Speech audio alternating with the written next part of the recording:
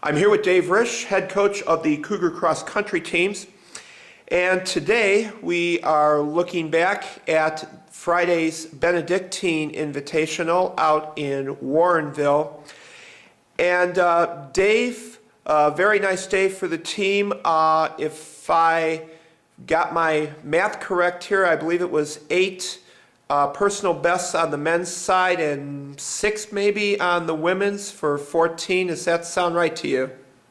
Yeah, it's close. I counted 16. 16 all-time personal records or personal bests, whatever you want to call it. And we had about 25 people running, or 24 maybe.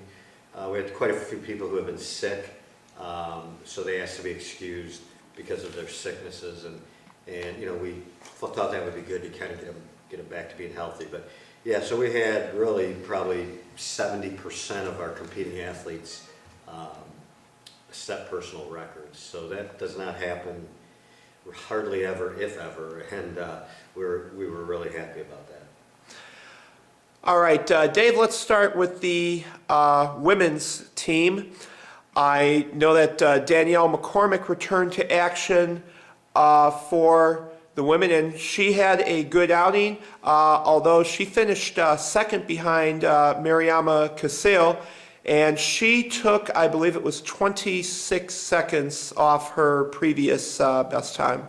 Yeah, actually I think 29 seconds, unofficially according to my records, but yeah, she's really, both of them have run really well. Danielle has had some hip tightness and some IT band tightness as well, so we've had to modify a little bit of the training with her, and she actually had a really hard workout last week, so her legs were extremely sore. So we know that affected her race quite a bit, and that won't be a factor as much in coming weeks.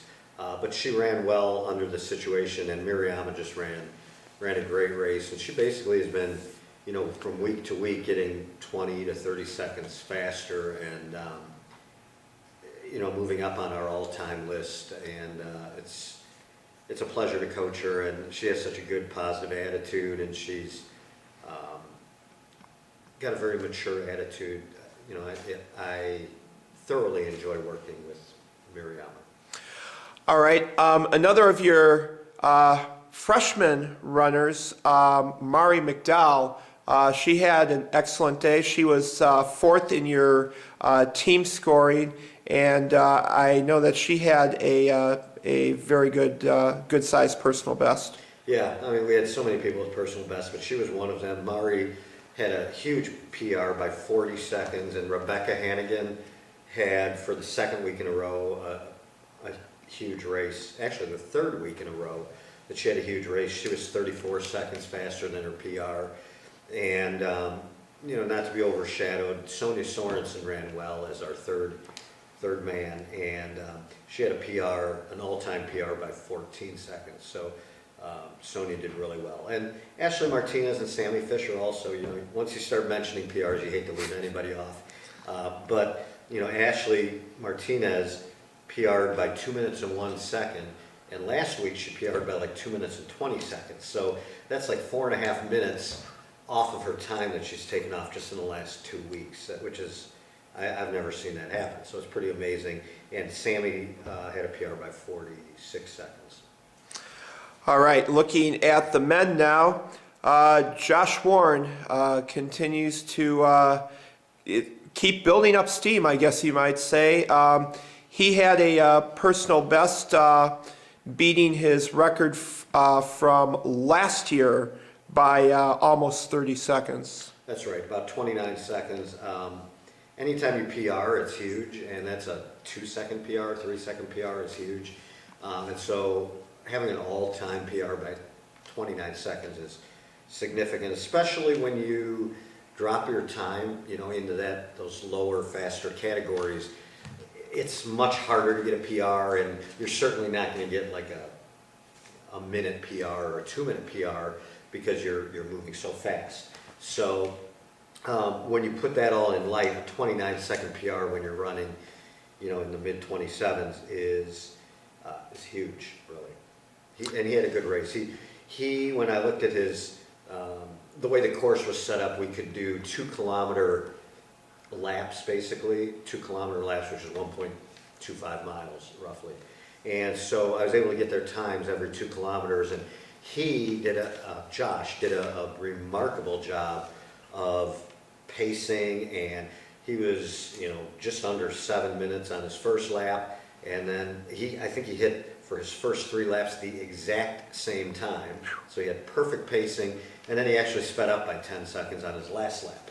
So, he did a good job of setting the pace and keeping it, holding on to that pace, and then still finishing with a strong last mile. All right, Dave, talk about some of the other highlights from the men's side. Well, some of our top runners like Ryan Weslow and Jerry Williams had big PRs. Ryan by 16 seconds, Jerry by 12 seconds. And so it was really good. Both of them have been struggling a little bit with some minor injury issues. I say minor when any kind of an injury is significant and is major if it's you.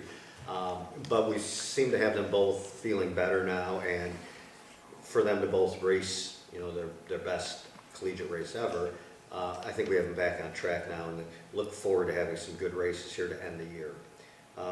In addition, Christian Rasmussen had a really good day. He's a sophomore for us, and he had a PR by 16 seconds. So, we feel like he's off of that plateau, and he's ready to drop some more time from that.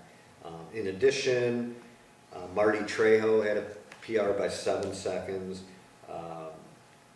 And then we had 2 people who are newer to the team. Actually, this is their first year running for us, but they had significant PRs. Tino Mazza had a PR by 1:49, and Tremendous. Chris Gustafson had a PR by 2 minutes and 6 seconds. So both those guys took off humongous amounts of time. Very impressive there. Dave, talk for just a moment about the team's family day. You had from what I understand, a great time of fellowship with family members and certainly alumni following the races that day. Definitely. We actually had a few more people than I expected, and that was a really good, positive thing. It's such a fun day. It's so good to get all the parents and aunts and uncles, and we had several sets of grandparents that were there, and I think all told we probably had between 50 and 60 visitors with us, in addition to the 30 people that were on our team. So, we had close to 100 people out there, and it was definitely enjoyable to sit around, albeit it was cold, temperatures were like in the mid-40s by the time the meet ended. But just sharing food and fellowship and some laughs, and really getting everyone together, patting the runners on the back and acknowledging some of the significant accomplishments we've had. That's really what makes that day all the worthwhile. And I know from a coaching perspective, I loved it, and our assistant coaches and our managers and our athletes all, I think, would say it was a really perfect day. All right, now this weekend, traditionally one of the bigger meets on the schedule, Cougars going up to Wisconsin for the UW Oshkosh Invitational. And if I remember correctly, I believe the regionals are going to be held there this year. So certainly an opportunity for the Cougars to get out on this course and see how it compares with the other courses you've run on this year. Yeah, most definitely. We like to get out on a course when you have such a significant race at the end of the year. It's a plus to be able to run that course and sort of know the nuances of that course. We like the course a lot. We do run on it every year, and it's a good course. It is on a golf course that runs, I don't ever like to say fast, because the bottom line is the athlete has to put the effort in. But it's a good course, and with a good, strong effort and just putting things together, it's a great opportunity for the athletes to shave more time off of their PRs. All right, Dave, I'd like to thank you for your time this afternoon, and best of luck to you and the team as you train and get ready for this weekend. Good luck at Oshkosh. Thank you very much, and go Cougars.